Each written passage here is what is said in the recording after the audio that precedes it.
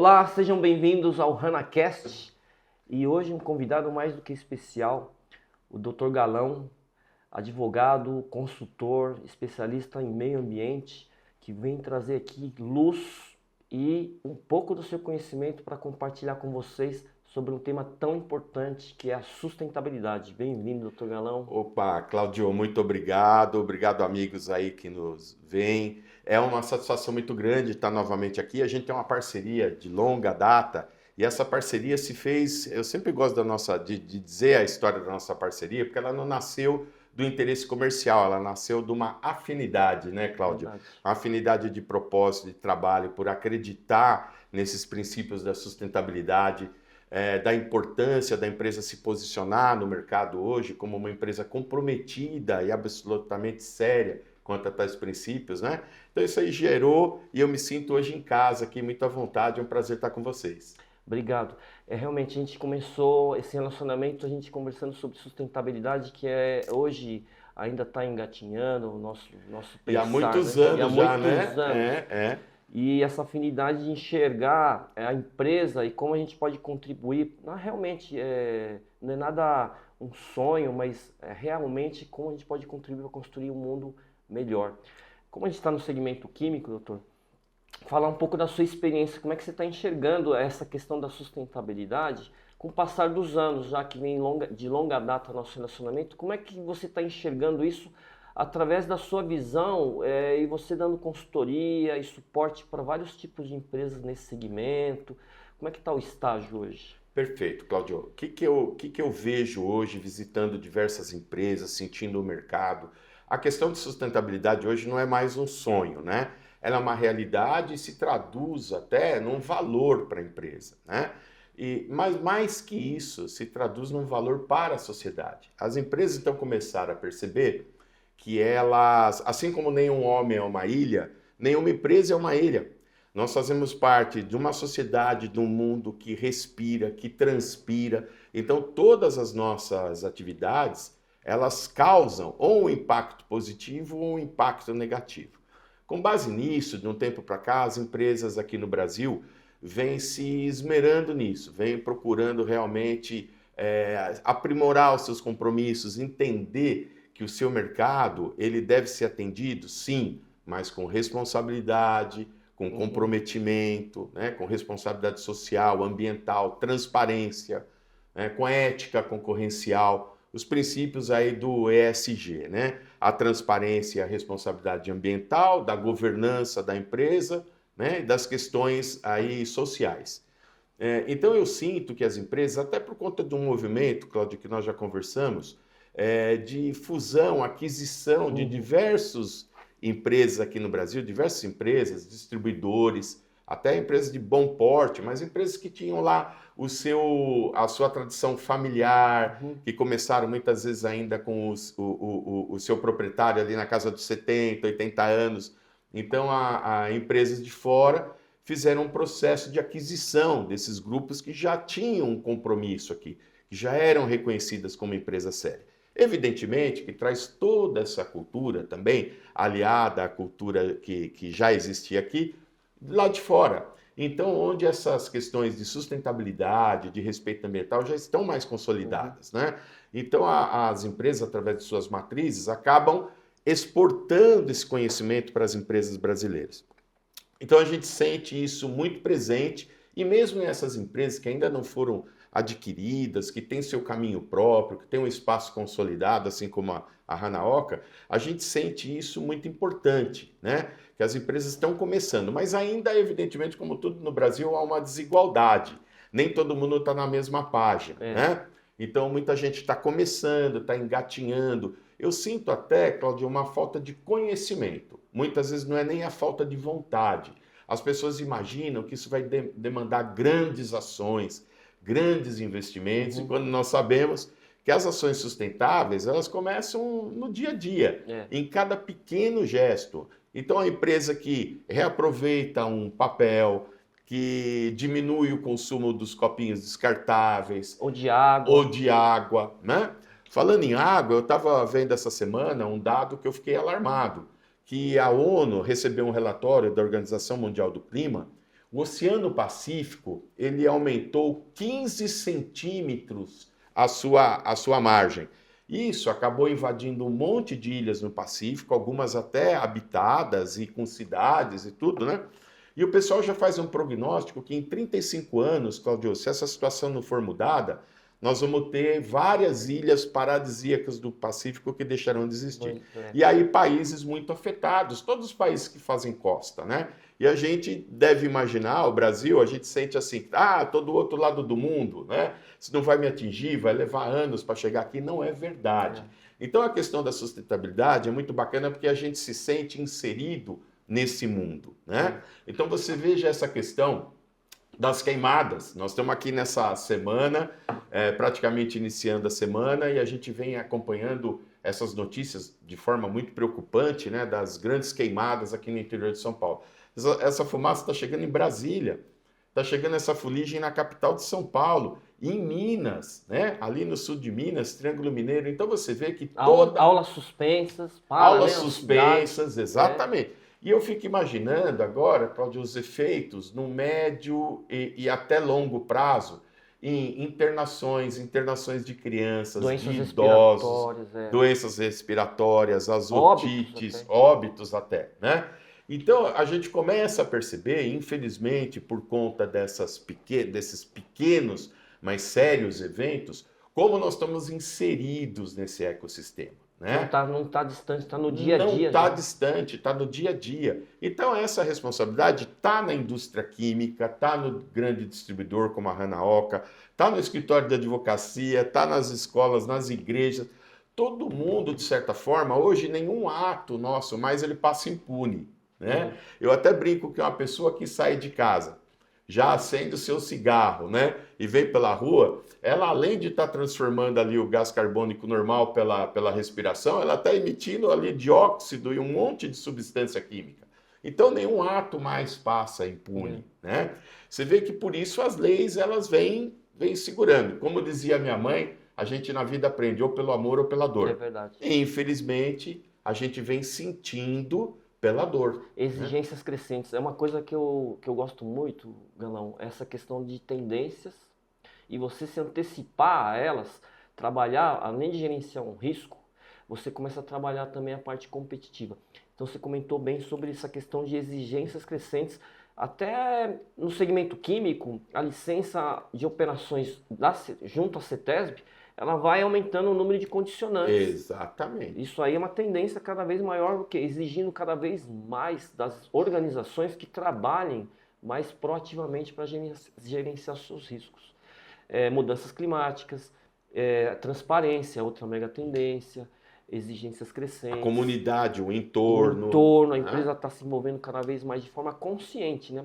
Consciente no entorno, aonde você está inserido, o que você pode impactar positivamente, mas também negativamente para você gerenciar seus riscos.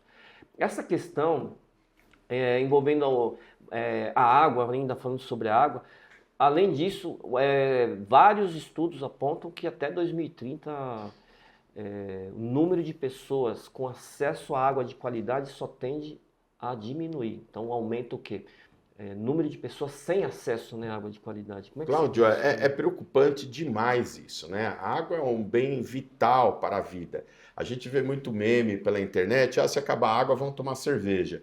Então já tem até questões, né, que já levantaram isso, para você fazer 1 litro de cerveja, são mais de 1.500 não sei quantos litros de água, porque você passa ali pela plantação, a irrigação da cerveja, do trigo, da cevada e tudo isso, né? Depois o processo, o transporte, depois a ferver, né? Aquela levedura toda, tal. Então a gente cita esse exemplo brincando para a gente ver a importância da água, como ela está inserida em tudo é água. Então eu lembro, até um testemunho aqui, uma das coisas que nos aproximou ali numa das primeiras conversas, acho que a gente estava num evento, e a gente começou a conversar e você me disse do projeto já naquela época, hein? Nós estamos falando aí talvez de 20 anos atrás ou mais, que a Hanaoka tinha de fazer o aproveitamento da água das chuvas, né?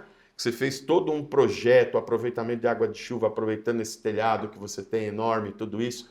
e fazendo a coleta para reuso, para limpeza de pátio, para manutenção, para descarga de vaso sanitário. Então, são essas pequenas coisas. E eu acredito, né, Cláudio, que isso foi muito mais da sua boa vontade do que de uma exigência legal. Então, isso que eu gosto de ressaltar sempre, sabe? Que as empresas, a gente não pode mais se pautar só pela exigência legal. As exigências legais serão cada vez mais severas, você pode ter certeza disso. Por quê? Né? Porque a questão do meio ambiente está cada vez mais depredado, não tem como. Então nós temos que nos precaver quanto à questão ambiental, o entorno, a comunidade, o seu público interno, né? Então toda essa questão que está envolvida e precisa ser preservada, os patrimônios. Você vê nessa questão, por exemplo, da queimada, foi suspenso água, corta luz, escola. Então, olha quanta coisa afetada, né? Quantos patrimônios, concessionário de energia elétrica, concessionário fornecedor de água. Então, a questão da água é fundamental. E a gente tem, assim, cresceu no Brasil, um país que a gente brinca abençoado, então a gente não tem muito essa noção da carência de água. Não tem essa noção aqueles que vivem nos grandes centros urbanos, né? Mesmo assim, você já vê o problema hoje, por exemplo, aqui no estado de São Paulo, da Sabesp, na dificuldade que ela tem em tratar a água, né? Quanto produto químico, quantas empresas até desse setor químico nosso gravitam nesse mercado de tratamento da água, a gente sabe a dificuldade, o custo que é, né? O custo que é, e muitas vezes as populações, principalmente as que estão mais longe, as populações mais carentes, são as que mais sofrem com as faltas de água, os rodízios. Então você veja que é uma realidade que já chegou a cada um de nós. Não é mais lá do Nordeste, em locais isolados, a cada um de nós. Então hoje a gente preservar a água, a gente entender que a Terra é um planeta azul de água, quando visto do espaço, maravilhoso, só que aquela água ali é salgada, que a gente está vendo, né? A maior parte dela é salgada, uma pequena parte está na superfície, uma grande parte está em água subterrânea e outra nas geleiras polares, né? Então, olha o custo que seria para você abastecer a humanidade. Primeiro, a gente não vai poder derreter mais as calotas polares do que já o meio ambiente, lamentavelmente, está derretendo, né? O custo de buscar água subterrânea, que é um elemento também findável, né? Ele tem a sua capacidade, vai se esgotar um dia, né? E os rios que... Aqui você vê em São Paulo, na nossa grande capital, você tem ali o Tietê, a gente não consegue pegar uma gota de água dele. Você tem o Tamanduateí, igual, né? Não consegue. Então, você tem os rios, nós temos as bacias, né? Só que, infelizmente, a gente foi destruindo. Então, hoje, cada empresa, cada pessoa, cada ser humano na nossa casa que nos assiste, tem que ter essa responsabilidade. Hoje o mercado já fornece, né, Cláudio, a um bom custo, alternativas muito mais sustentáveis. Hoje você tem a descarga, né, as válvulas de descarga de vaso sanitário, com um acionamento de água só para o número 1, de água, um pouquinho mais de água para o número 2. O mictório não tem uso de água. Não tem uso de água, né? Então, renovável. As torneiras hoje, né? Com esse temporizador, né? Então você vai vendo que as empresas e o público, de uma forma geral, vai se conscientizando quanto a isso. As pessoas até reclamam, até por questão de higiene e de economia, quando você vai no local público e tem ainda a velha torneira de abrir, né? Fala, nossa, que coisa antiquada, né? Eu me peguei pensando nisso. Que coisa antiquada, né? E você tem que colocar a mão ali e tal. Então aquela torneira onde você só aciona, muitas vezes até com o cotovelo, tudo, e ela sai água suficiente para você se enxaguar. E a minha grande esperança são as novas gerações, né? Então, você tem filhos, eu tenho filhas menores ainda, e a gente vai vendo como essa cultura vai crescendo, né, neles. Então, voltando para a sua pergunta original, é que o que eu sinto nas empresas, que também isso tem que começar essa cultura dentro das empresas, né? Então, muita gente, essas novas gerações, já vem com essa disposição, né, para trabalhar com você. Aí se encontra um terreno fértil, como encontro aqui, né? Então, essas iniciativas, elas se expandem, elas florescem, porque você tem a vontade da pessoa, mas a vontade da empresa, mas um programa que favoreça essas questões ambientais, então o terreno há de florescer, né? Eu acredito, Galão, que toda empresa ela tem que ser também uma empresa de educação. Não importa o segmento dela, não importa a área de atuação, ela também tem que ser uma empresa de educação. Isso, o que isso significa? A empresa assumir um novo papel na sociedade, que ela não tem que só se limitar a dar treinamentos. Ela também tem que ajudar a educar as pessoas, a trazer o novo, a trazer reflexão, até uma parte até filosófica. Você trazer o pensar. Como você pode criar e como você pode melhorar naquilo que está dentro do seu raio de ação. Então, muitas vezes, a gente até aqui na Hanoka, a gente trabalha muito essa parte. Não dar treinamento, mas a gente educar. E isso não tem que soar como falar, poxa, o pessoal não tem educação. Quer dizer, não. Você trazer o novo, tendências, uma reflexão sobre como as coisas estão mudando. Essas informações, por exemplo, que você trouxe. Perfeito. Sobre o oceano, Perfeito. como as coisas estão mudando, as mudanças climáticas, refletir e também trazer o que está ao seu alcance, né? Dentro de casa do colaborador, ele pode economizar Ô, água. Cláudia, e muito bacana haver essa simbiose, essa troca de energia. Da mesma forma, como eu sei que vocês aqui têm essa mentalidade aberta de ouvir também, não é? Porque muitas vezes as empresas também se fecham, né? Então, por exemplo, vem um modelo, e até grandes empresas, vem um modelo da matriz, por exemplo, né? E aquele modelo é aplicado aqui de forma assim inquestionável. Isso é importante, você ter um modelo, você ter procedimentos, é absolutamente vital. Eu digo que o procedimento é como antigamente, Cláudio, a gente saía para a rua, vinha aqui na Hanaoka e tinha que comprar um guia na banca de jornal e vir seguindo. O que é o procedimento? É alguém que fez aquele caminho e criou um caminho seguro para a gente. Então, eles têm que ser seguidos. Agora, é muito importante a gente ter essa flexibilidade de ouvir, de entender, de não tolher essas criatividades. Tem grandes empresas, a gente tem alguns cases interessantes, né? Tendo uma empresa química aí, que eu não vou citar o nome, ela fez um caso, ela vendia um aditivo, um frasquinho, que era um aditivo para o álcool, né? Que a gente coloca no motor aí. E esses frasquinhos eram vendidos, então, em grande escala para o Brasil todo.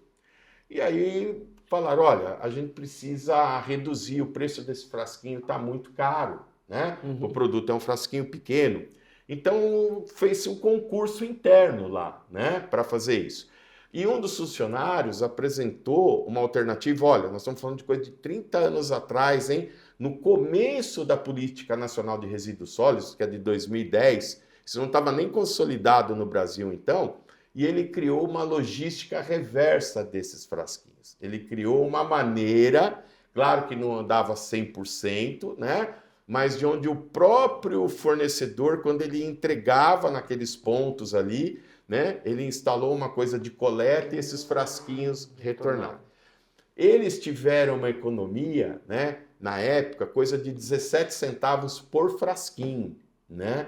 Então, é um negócio bastante interessante. Então, você vê que a gente, assim, estimular a participação, criatividade é uma coisa muito importante. Tem outros cases, né? Tem o famoso case da pasta de dente, né?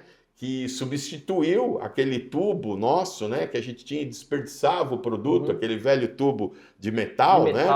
Pelo tubo de plástico. Então, tem várias coisas. Hoje nós já temos as tecnologias, já se fala que o bagaço da cana é o futuro plástico, né? Que ele vai substituir em larga escala o que a gente tem hoje como plástico. Que nós devemos nos esquecer que o plástico também vem do combustível fóssil, né? Ele também gera um problema, ele é de difícil degradação.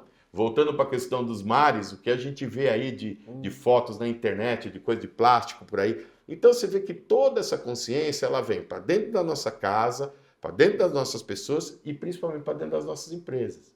Né? Então, nesse sentido que você falou, de educar, de mostrar para as pessoas a importância, como as ações têm efeito, né? Como a gente pode mitigar, como a gente pode minimizar essas questões. E trazer para a organização não é só custo. Lógico, precisa ter um investimento de largada, vamos supor assim. Mas isso redunda em maior eficiência. Não é? Em você conseguir mais eficiência, você trabalhar a economia circular, você conseguir reciclar. E isso acaba redundando o quê? Não só na imagem da empresa, mas até mudando a cultura, a forma de atingir resultados. Essa questão Eu senti também aqui, como empresa familiar, que o meu pai ele não entendia o conceito mesmo da sustentabilidade, que via mesmo como custo, Isso. e ele comentava muito assim, pô, isso aí serve para grande empresa, Cláudio. É, Aqui, muita gente fala pô, isso, Cláudio, mas você não sabe o quanto eu ouço isso por aí ainda. eu ouvia muito. E eu também não sabia se ia dar certo na época. Eu Isso. tinha dúvida, sabe? Na época eu Porque a falava, gente fica caramba, também. não tem um lastro assim de falar, pô, Ou vai não, dar, vai porque tá. vai porque vai dar certo. Eu É. também tinha dúvida, falei, pô, mas será que isso aqui funciona? Mas alguma coisa dentro falou, não, Ô, Cláudio, você mensura, ou você mensurou quanto que você recupera de água, quanto se diminui o teu consumo? Vocês têm um tem as acompanhamento medições, disso? tem Tem as medições. medições? Por isso que traz mais eficiência. Então a gente lava a embalagem aqui. Então gastava muita Muita água. água. Que não media. Porque aquela questão, que se não mede, É, você você não não, faz não a gestão. percebe, você não faz a gestão. E aí você começa a pensar na economia, redundou nisso. Um dos primeiros trabalhos que a gente fez aqui foi um balanço hídrico, que Tá. significava o quê? Identificar onde gasta mais água. Tá. E aí, como a gente tem uma área de lavagem e embalagem, foi fácil chegar nesse ponto. Isso. Mas aí quando você foca na área, você fica pensando, pô, como é que eu posso gastar menos água? Então vai desde a atitude simples de pôr um gatilho na ponta da mangueira. A mangueira ficava ligada lá Ficava no chão. ligada. Aí o cara vai pegar uma, volta. Volta. E aí começa a lavar a embalagem, mas você não mede, você vai despejando água. Então, um operador mais consciente, ele vai usar menos água. Mas algum mais desavisado ou distraído, joga lá 1 litro de água. É como você tem 2 caminhões, um motorista tem um consumo melhor do que o outro, tal, porque vai muito da consciência, a maneira como a pessoa. E aí você começa a depender mais do individual. Quando você começa a trazer medições, explicar o porquê, a gente começou a instalar os gatilhos, fez um investimento, por isso que eu falo, no começo tem que ter um investimento. Investiu numa máquina tipo VAP, sabe? Tá. De lavagem sob pressão, aí Porque de água o consumo da água também cai pra caramba. E começou a medir quanto que você gasta de água por embalagem de lavar. E aí você tem aquele número, a pessoa começa a trabalhar menos. Então economizou assim 70%. Puta vida. Então você analisa isso, te dá metros cúbicos em metros cúbicos de economia. Cláudio, é legal uma coisa que eu sempre falo, né? Que a sustentabilidade ambiental, ela só faz sentido nas empresas se ela está atrelada à sustentabilidade financeira. Porque é uma coisa, ela tem que andar junto. Ela tem que andar junto. Porque você tem um negócio aqui para gerir. Né? Até uma ONG precisa dar lucro. E você precisa ter. Você tem um funcionário, você tem um monte de coisa aqui para gerir. Então você tem que ter a questão da sustentabilidade, mas atrelada com a sustentabilidade financeira. Então, através dessas medições, tudo isso tal, que você vai vendo, isso vai estimulando cada vez mais. Você fala, pô, se a gente fizer aqui, isso vai ser bacana. Eu invisto nisso aqui agora, mas quanto vai me trazer de benefício depois, né? Imagino para você fazer a caixa mesmo ali de captação de água, nem foi um investimento tão grande assim, né? Para você recolher a água dos telhados. Não, foi sim. Foi também? Foi porque a ideia veio assim do tipo, eu tinha ouvido falar na época que os condomínios novos em São Paulo já estavam. Eles tinham que vislumbrar a coleta da água da chuva. Tá. Na época, o meu pai ele falou: vamos ampliar aqui, vou trocar esse galpão, vou destruir esse antigo e construir um novo. E aí eu falei, poxa pai, nos condomínios novos lá em São Paulo é obrigatório agora ter esse projeto para captar água de chuva. O que você acha de a gente colocar e montar o galpão e captar água de chuva? Então nesse projeto, aí sim, né? Aí já foi montado nesse sentido. Você não fez uma adaptação, já foi feito. Já foi feito. Outras coisas que a gente trabalhou também, reaproveitar produto que antes era descartado. Uma ideia muito simples que veio também de colaborador. Lá atrás, os resíduos, a gente jogava tudo fora. Plástico, papel. Tá. E aí um colaborador, ele falou, poxa, Cláudio, por que a gente não coleta isso aqui? Faz uma parceria com uma cooperativa e o dinheirinho que der, não dá para fazer um churrasquinho? Veio do colaborador. Falei, poxa, vamos fazer. E a gente usa isso para as festas de final de ano. Que legal. E aí o plástico, sabe que lá no meu condomínio, onde eu moro, também toda a reciclagem vai para 14º dos funcionários. Que bacana. Que legal. Então, o ano inteiro. Então, eles se tornaram guardiões. os guardiões. Eles separa tudo, tal, vender o papelão, tal. No fim do ano dá um 14º. É redonda, então você começa a ser mais eficiente. É. Eu gosto muito dessa palavra, né, de ganho de eficiência. A sustentabilidade correlacionada à eficiência. Sim. Você ser mais eficiente, gastar menos, zelar mais por recurso natural. Ô, Cláudio, você vê, ó, nós estamos tendo um exemplo aqui, Você quer né? que eu espeta ali? Hoje está uma discussão muito grande em torno dos carros elétricos. A discussão por quê? O que eu entendo, tá? Agora, opinião, Marco Galão. A indústria tradicional, automotiva, GM, Ford, Fiat, vão e pagam esses caras e todo mundo pode descer no pau, porque não sei o que lá, porque as baterias, tal. Eu sempre cito esse exemplo. Nós temos hoje aqui esse celular. No começo, o primeiro celular que eu comprei, que eu entrei num plano de expansão da Telefônica, você adquiria um celular, você fazia uma coisa, tal.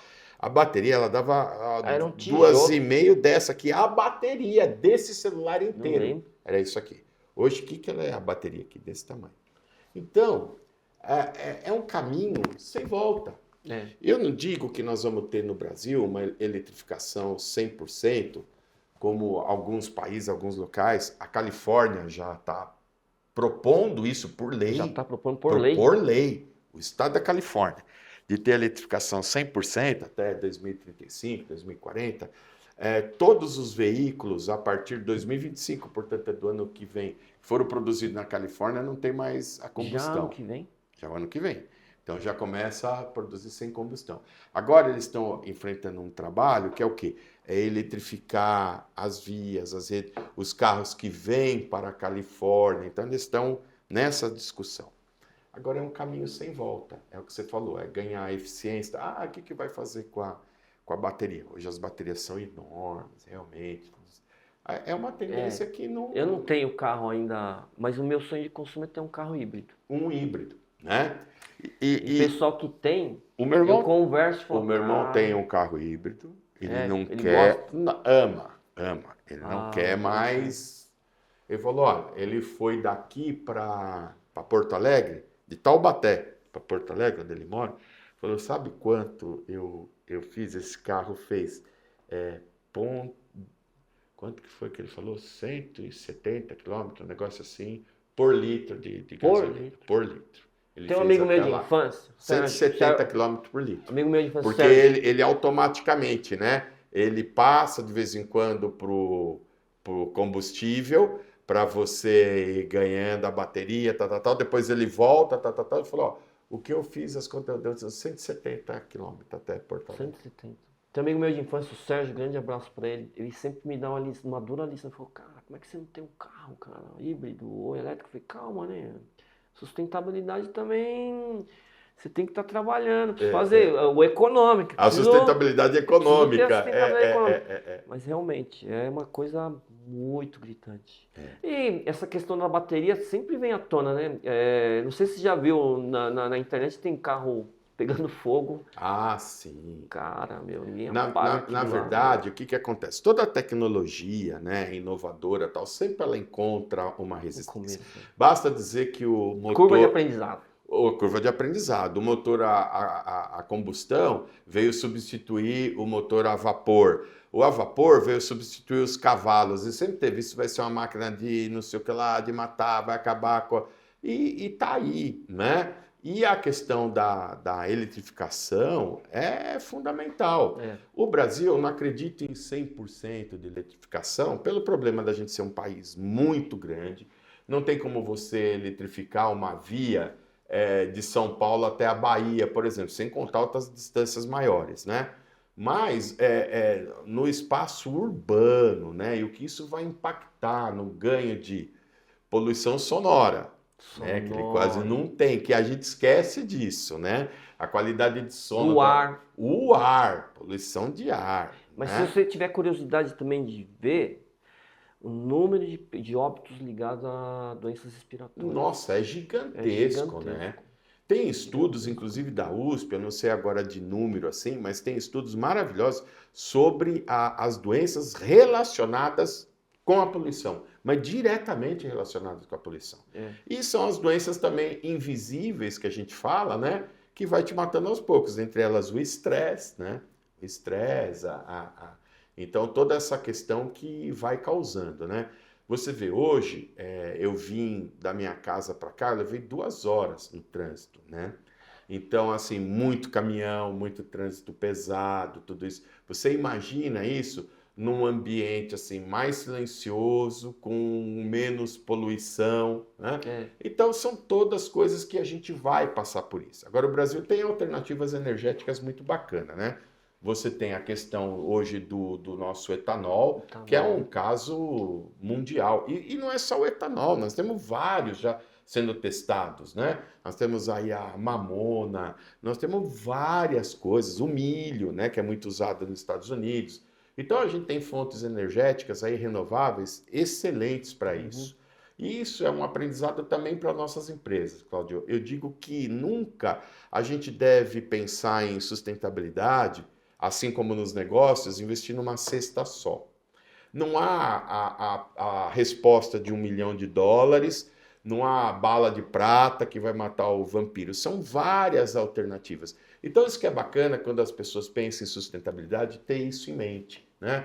Que não adianta assim, mas agora eu vou ter então que comprar 8 caminhões elétricos, transformar minha frota, nossa, isso vai me custar tanto. Não, você vai começando aos poucos, porque isso vai gerando a cultura da sustentabilidade, inclusive no seu time, e o valor, né, da sua empresa. Então, são nessas questões de reaproveitamento de água, você colocar, como a gente estava conversando, um simples gatilho, né, na ponta de uma mangueira, né, que você vai fazer uma atividade, você vai gerar menos desperdício da água. A questão da iluminação, né, hoje que é fundamental, então você tem uma iluminação natural muito boa, você substitui todas as suas luzes pelo LED, que tem um consumo praticamente muito pequeno, né? Então são várias questões que a empresa vai mostrando no seu dia a dia. O reaproveitamento, viu, Cláudio, isso é uma coisa muito bacana, eu tenho visto nas empresas, as empresas quase não usando mais copo descartável, principalmente nos escritórios. Então as empresas distribuem a canequinha de plástico, o funcionário coloca o nome dele e tal, porque a pessoa que está no escritório, ela fica com a caneca em cima da mesa, não faz sentido cada vez que ela toma, ela joga um copo fora, né? Então ela vai, toma, coloca aqui. Quem está em trânsito, tal, está numa área operacional, manejando uma empilhadeira, a gente entende que é mais difícil, não é que você vai zerar o consumo, né? Mas você tem formas de reduzir. Porque também tem aquele outro mito, né? Não, isso é reciclável. Então tudo bem, está indo para o reciclado. Mas também o reciclável gera um desperdício, tem o seu custo na aquisição e tem a questão também, né, do reaproveitamento energético daquilo. Também vai ser gasto energia, embora menos, mas para fazer um novo, né? Então, o primeiro mote da sustentabilidade é reduzir o desperdício, né, antes de reciclar, né? Então nós vamos reaproveitar, vamos reduzir e depois não teve jeito, então vamos reciclar. Então as empresas aprenderam muito isso. Eu me lembro que eu trabalhava numa grande empresa, no começo de carreira, e tinha uns envelopes que circulavam de departamento para departamento, famoso envelope Depara, né? Marronzinho, marronzinho, tem até um barbante. Até um barbante para você fechar o envelope. Então, de comercial para diretoria, para jurídico. Para quê, né? Então começaram pela questão econômica, a reaproveitar o envelope da Casas Bahia, do banco, né? Então reaproveitava ali o envelope e escrevia para a pessoa e tal. As antigas, né, que proliferavam as máquinas fotocopiadoras, né? Então, às vezes não saía boa a cópia e tal. O que as empresas começaram a fazer? Não jogava mais fora aquilo, né? Reaproveitava, usava o verso para documento interno, ou cortava em 3, 4 e fazia um bloquinho, grampeava, as pessoas aproveitavam. Então você vê que a questão da sustentabilidade, ela está muito calcada também na questão da sustentabilidade econômica. As empresas começam a perceber a eficiência, né, energética, a eficiência do seu negócio, a eficiência daquela determinada ação, e aí sentem, né, esse benefício que é a sustentabilidade econômica, né, que é a cultura do desperdício. Infelizmente, a gente, ou felizmente, né, vamos colocar assim, a gente cresceu num país que entrou na Segunda Grande Guerra, que estava lá longe, né? Nós mandamos os pracinhas para lá. Foi diferente onde aconteceu o campo de batalha, né? ali no território europeu, no Japão, Itália, Alemanha, onde essas pessoas tiveram que criar casca, tiveram que aproveitar. Então você vê hoje na culinária mais famosa do mundo, a francesa, um dos pratos mais famosos e decantados é o escargot, porque eles não tinham o que comer. Então eles começaram a comer pequenas plantinhas, comer o que estava no jardim, né, que crescia ali. Na Itália, o fungo tão decantado, né, o fungo que se faz um molho maravilhoso, por quê? Não tinham o que comer. Então eles pegavam aqueles fungos que cresciam nas cascas da árvore para fazer. Então a Itália se esmerou, por exemplo, no quê? Nos embutidos, né? Os embutidos, o tomate seco, que se conserva há muito tempo, a berinjela seca ou assada, que se conserva há muito tempo. Então você vê que esses países tiveram antes de nós essa cultura da resiliência, da força e do não desperdício. O brasileiro foi acostumado assim, eu abro a torneira, sai água. Eu dou um toque na minha casa, acende toda a luz da casa. Então vai para outro cômodo, deixa acesa, tal. Então essa cultura também a empresa é muito importante falar. Quando você fala isso, dessa educação, que a empresa tem essa missão também, né? De educar nesse sentido.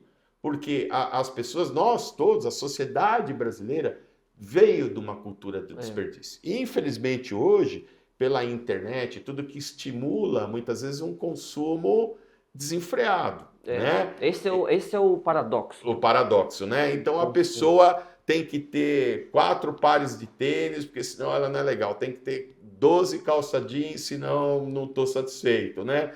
25 camisetas, senão não está bom. Então é um paradoxo. Ao mesmo tempo que a gente tem que alimentar essa sociedade de consumo, a gente tem que preservar, né? Então eu acho que esse é um papel muito importante da empresa, que ela mostra como é possível ela crescer, se desenvolver, ganhar novos mercados, mas de uma forma consciente, sustentável, responsável. Mais né?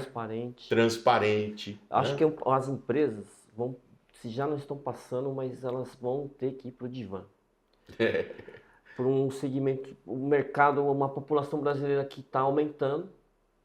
Então a pirâmide vai ter uma mudança grande, já está tendo. Um mercado consumidor que tende a dar uma estabilizada.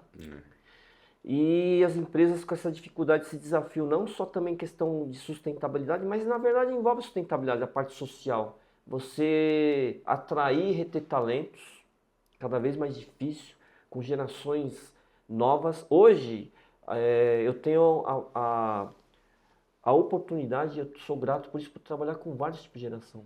Então, nós somos, né, doutor, da geração que não tinha celular. E não é questão nostálgica de falar assim, é melhor ou pior, era diferente.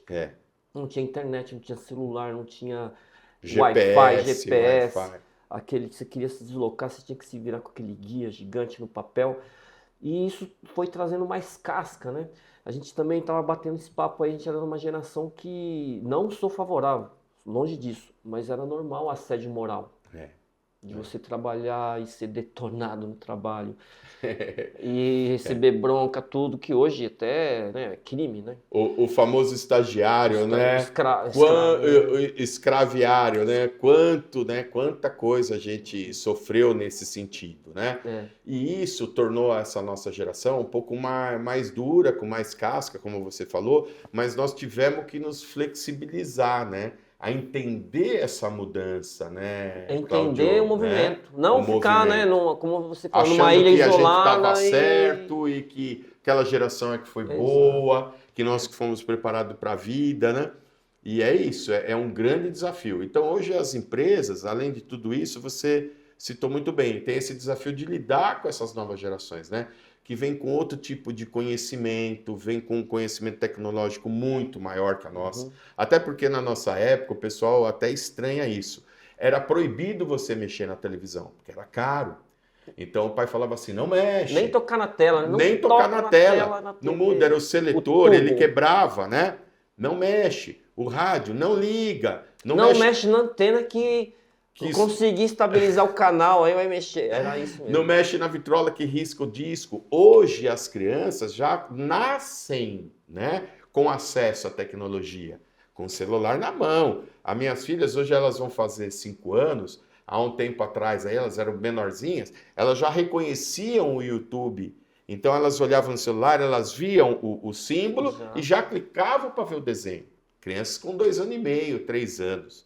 A nossa geração jamais chegaria perto de um celular na nossa época, né? Então a gente tem que entender isso e estimular, porque eles também trazem um arejamento para a empresa. Ao mesmo tempo que a gente tem que, muitas vezes ali, né, ir balizando, e mostrando, e passando esses outros valores do reconhecimento da tradição da empresa, que é muito importante, né? Então isso hoje, se nós estamos aqui, é porque o seu Jorge lá atrás teve um sonho que começou com uma pedrinha, que comprou um terreno, que pisou na lama. Então, essa coisa tem que ser preservada. Toda essa história tem que ser ressaltada. E a gente tem a obrigação de pegar esse bastão, né, e transformar essa história. Então, eu tenho visto muito isso, sabe, Cláudio? De novas gerações que antigamente tinha esse estigma, né? De que a segunda geração vai acabar com a empresa. E o que eu tenho visto nessas minhas andanças aí são novas gerações pegando o bastão e fazendo a empresa crescer. Não porque a administração anterior fosse ruim ou deficitária, não. É porque trouxeram esse arejamento, porque abriram, acolheram também essa nova geração. Escutaram as pessoas internas, ouviram o mercado. Eu gosto de dizer que a banca de jornal, que hoje em dia vende jornal só, ele está fadado a falir. Ele entendeu o mercado, ele continua sendo jornaleiro, o CNPJ dele é de banca de jornal, só que ele entendeu a mudança do mercado. E hoje ele vende refrigerante, ele vende coleções, ele vende cigarro, ele vende carrinho, brinquedos e alguns jornais, né? A padaria continua sendo o seu Manuel da padaria, né? Só que se ele ficar vendendo só pão e leite, hoje ele é o quê? É praticamente o centro gastronômico. Você passa ali, você tem almoço, jantar, café da manhã, bolo. Você faz uma festa de aniversário de última hora. Tá, né? Lá, se arruma. E tá lá, se arruma.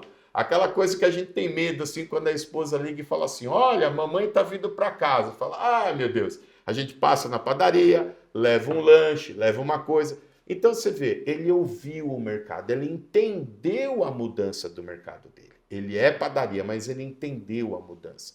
Cabe a nós, né? Então, que estamos nessa área química, também entender a mudança do mercado.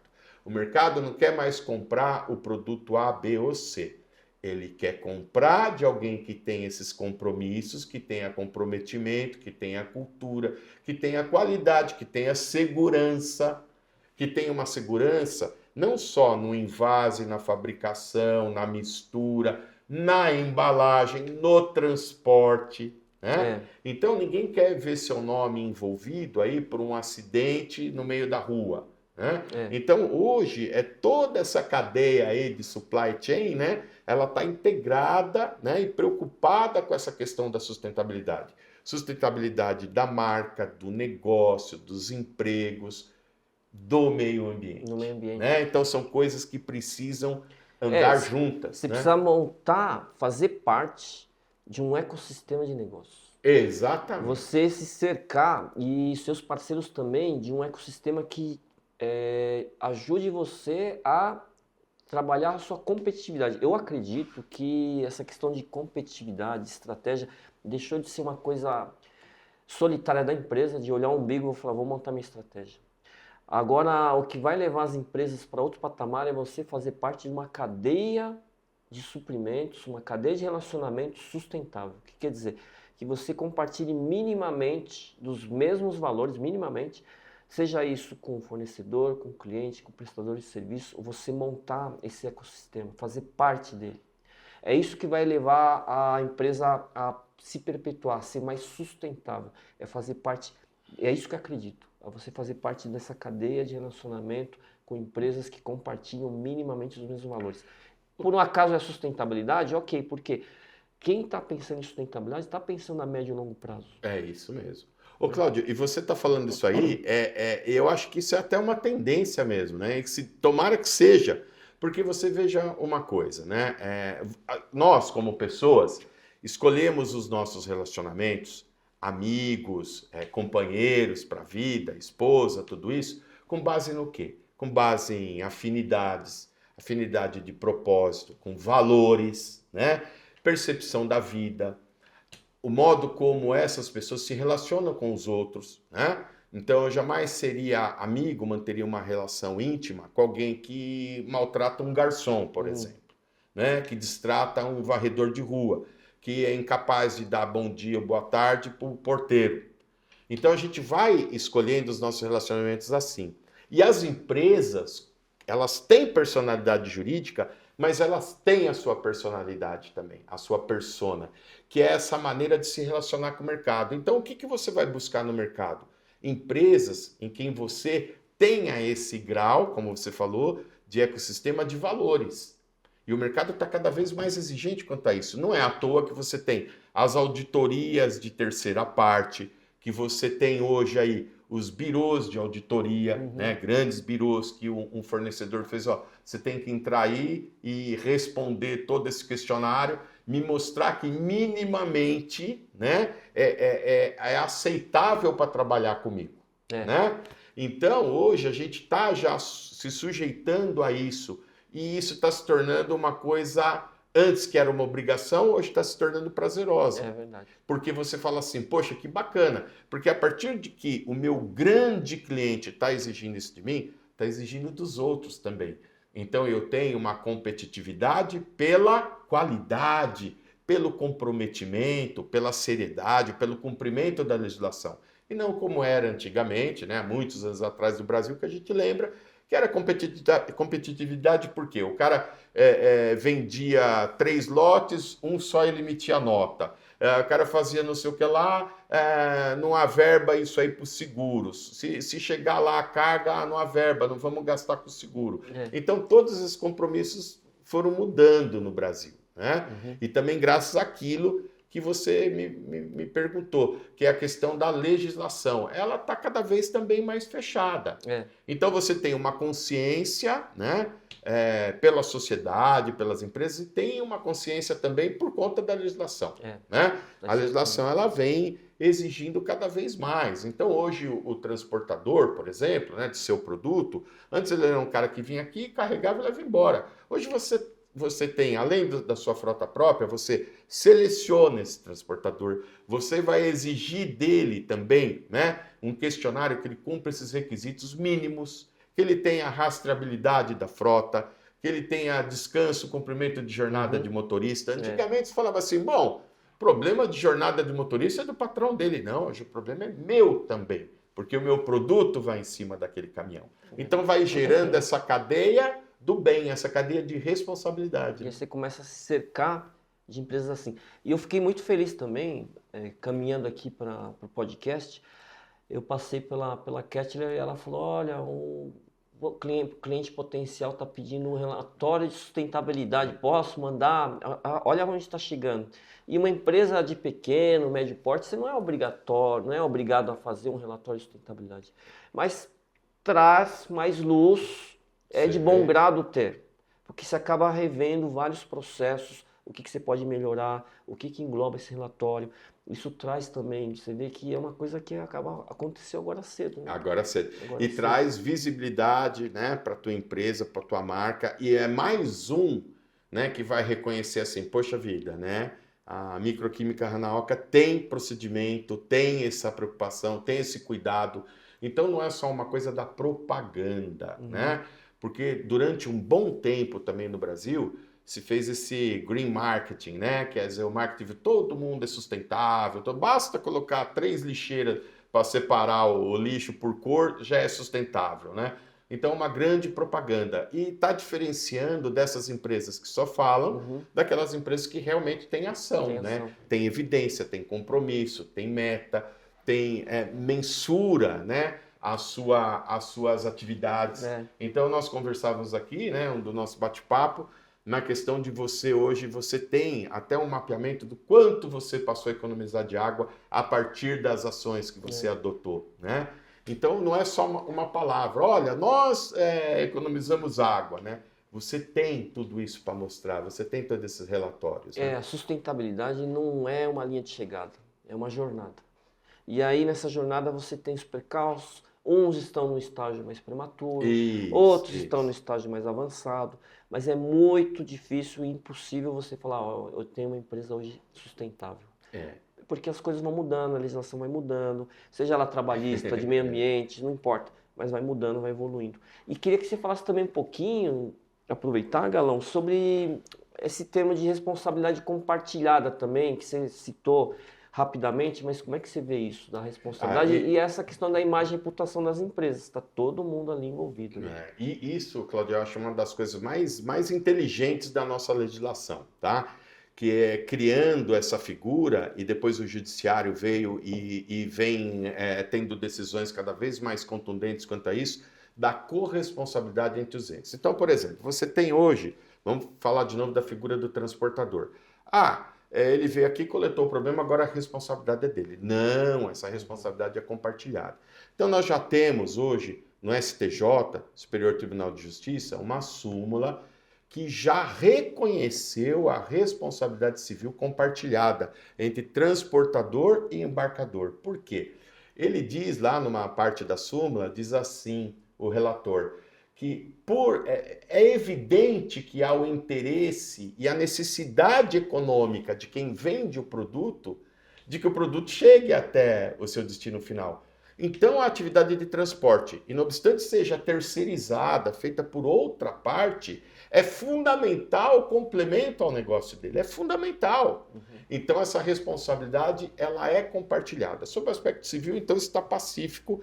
Houve um dano a terceiros, a carga tombou, tal, responsabilidade compartilhada de ambos. Agora, no aspecto ambiental, isso mais do que pacificado também, né? Então, todo aquele que por ação ou omissão causar degradação ambiental, né, é responsável, direta ou indiretamente, pela poluição causada. Então, isso está também na Lei de Crimes Ambientais.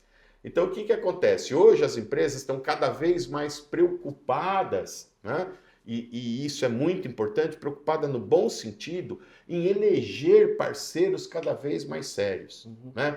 Não tem mais aquilo, daqui ele pegou, dali para frente é problema dele. Não, agora eu entreguei, deu problema lá, ele que se dane. Então, não, hoje a responsabilidade está inserida nessa cadeia toda.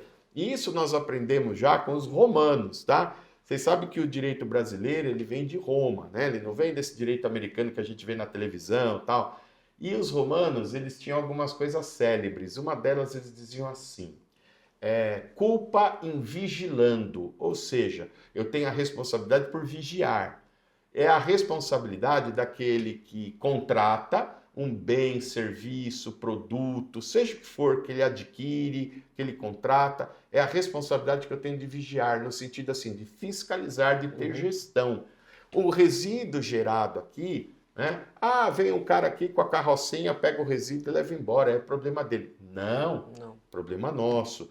Tudo baseado em disposição com documento, licença CETESB, com o MTR, o Manifesto de Transporte de Resíduo, o certificado de destinação final lá, que depois ele vai dar para a gente que realmente o resíduo foi destinado. E aí eu brinco, eu digo que o resíduo, além de tudo isso, dele morrer, ser enterrado ou queimado, ele pode voltar daqui a uns anos como um fantasma. Então, por isso que hoje a CETESB exige, por exemplo, na questão dos resíduos, né, que você tem o georreferenciamento para onde foi o seu resíduo. Porque se der um problema daqui 15, 20, 30 anos, eles vão saber quem foi o causador daquele resíduo. Para não acontecer coisas que já aconteceram há anos atrás, né? Então você vê que a responsabilidade compartilhada hoje, e ela envolve, né, não só as empresas, os entes jurídicos, mas aí os seus gestores, né, os seus representantes legais, os seus CEOs, seja o nome que for, aquela pessoa que assina, que contrata. Vou citar um caso para vocês, que é de conhecimento público, o caso de Brumadinho, né? O caso de Brumadinho tem 21 pessoas indiciadas, né? e que se tornaram réus no processo. Essas pessoas, não tem nenhum lá de Brumadinho, viu, que era o operador, o cara que tinha que capinar a barragem, né? Você tem lá pessoas que, por exemplo, tem uma pessoa, claro que eu não vou citar nominalmente, mas que ela simplesmente, né, ela era responsável pelo setor de contratos da Companhia Vale do Rio Doce. Então, assim, você é responsável pelo setor de contratos, você não viu isso aqui que poderia acontecer, você não exigiu tal obrigação do seu prestador de serviço, então olha como a responsabilidade, isso é bacana de passar para toda a empresa, porque muitas vezes o funcionário numa determinada área acha assim, que ele nunca vai ser atingido, né, na cadeia de responsabilidade, e poderá ser atingido, né? Então, na medida da culpa de cada um. Você vê o caso do ninho do urubu lá no Flamengo, também um caso. Estou citando aqui só casos públicos, né? Para a gente não incorrer aqui numa falha ética, né? E o ninho do urubu, por exemplo, nós tivemos entre os indiciados presidente do Flamengo, o diretor financeiro do Flamengo, o diretor financeiro, os engenheiros que projetaram lá, e até o proprietário da empresa de ar-condicionado que devia fazer a manutenção do ar-condicionado, até ele.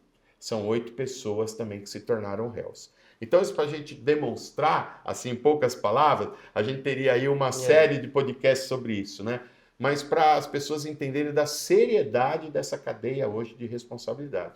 Não só entre as empresas, entre os entes jurídicos, contratante, contratada, prestador, terceirizado, mas também daquele que contratou, que autorizou, que determinou, ou que tinha o dever de ver o erro e não viu, né? Então, todos esses estão dentro desse processo. Então, nas empresas hoje é muito importante que todo o seu corpo de colaboradores saiba disso, da importância da empresa para a sociedade, deles para a empresa e da responsabilidade deles como um todo.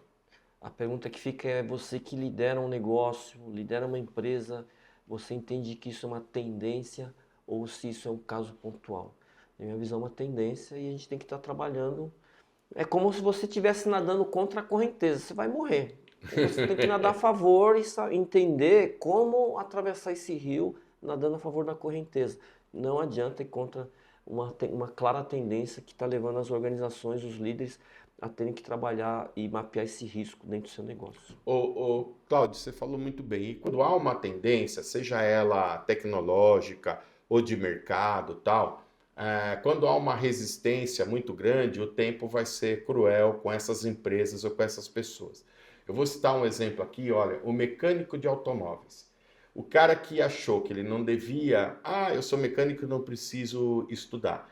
Então ele não aprendeu computação, ele não aprendeu tecnologia embarcada. Como é que ele está trabalhando hoje com os veículos atuais? Então ele está trabalhando talvez aí num fundo de quintal, na própria garagem, consertando Brasília, Fusca, né?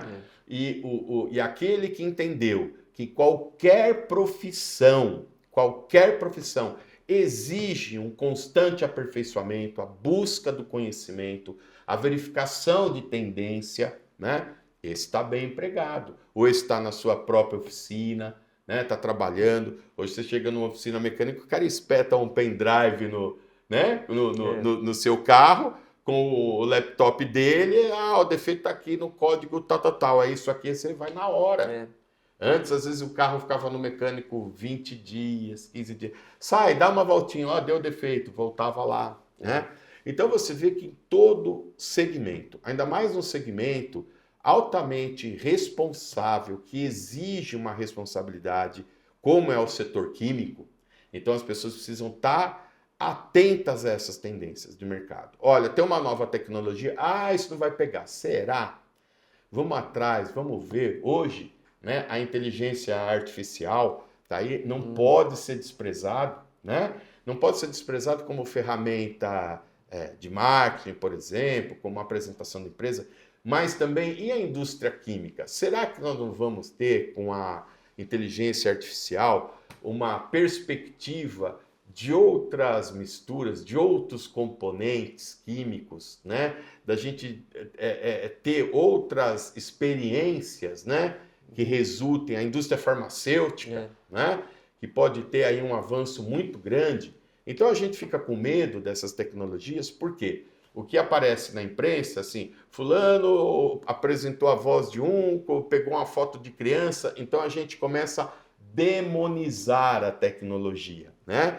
Na verdade, o erro são as pessoas que estão por trás da tecnologia, né?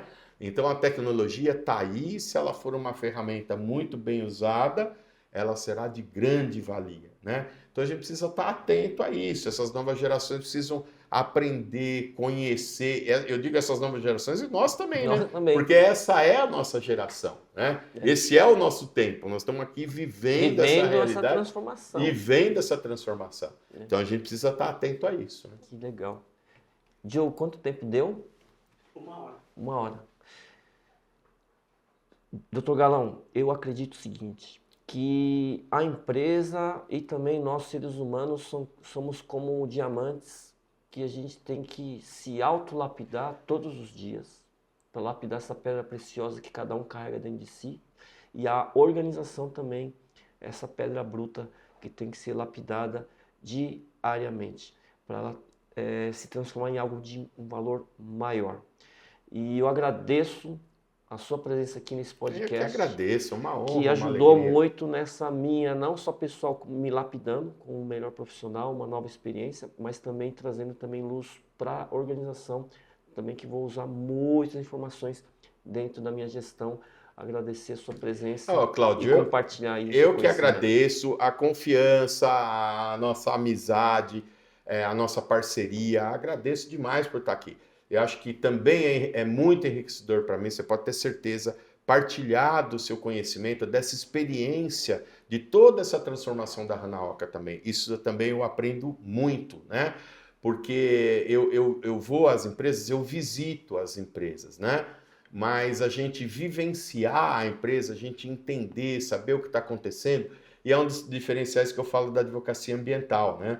Porque o advogado tradicional, ele fica lá no escritório, doutor, bateu o carro, manda para mim o documento tal, tal, tal. E a gente que atua na área do meio ambiente, nessa área química, né? Eu brinco, Cláudio, que eu já perdi muito paletó furado, sabe? Com coisa pingo de produto, centelha de solda, porque eu vou nas operações. Porque eu quero entender o que está acontecendo, como é que a gente pode melhorar e a vivência da empresa. E posso te testemunhar isso aqui sem nenhum favor, que é um prazer, uma honra, um orgulho para mim vivenciar essa experiência aqui com vocês, tá? Obrigado. Então, satisfação, até a próxima. Até a próxima. Valeu, Claudião! Ô, meu querido!